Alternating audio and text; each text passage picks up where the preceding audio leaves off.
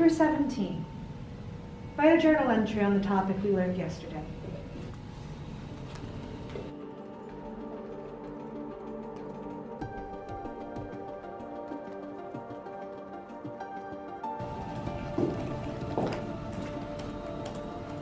Ideal job, number 17. Thank you.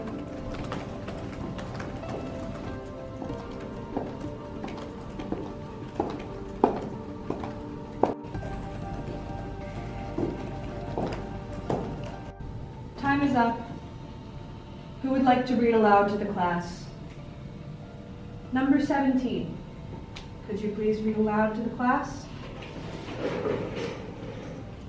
Yesterday in class we learned about something called humans. It was a rather interesting topic. This time I actually paid attention. Most of the time I turn off the chip in my brain and still get the information because we are all wired the same to create a Could I utopia. only have one reader, please? Agreed.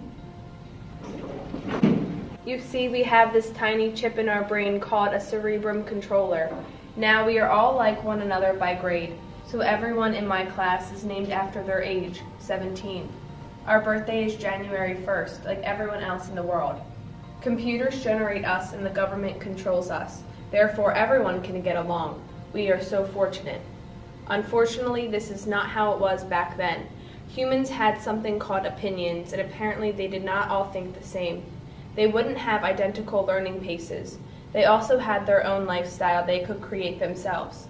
Back then, everyone had a reason for something as well. If the person next to me got a high score, well, so do I because of the chip in my brain. The chip makes me no Different? That's a word they used to describe two nouns that were not identical. They had this peculiar thing called feelings. For an example, if humans felt sad, the eyes would leak. If they were happy, their mouth would stretch, cheeks puffed, teeth shined, and squint their eyes. Their heart would beat fast if they felt something called love. Number 26 had no way to describe love.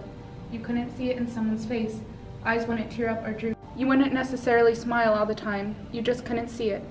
In the 2000s, they had something called families and friends, who they just knew they could love, something they could go home to.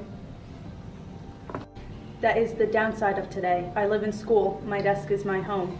Then, when I'm older, I replace my teacher and teach ones with a number lower than mine. As I'm writing this, I look at number 17 next to me, and this journal entry is on their computer too.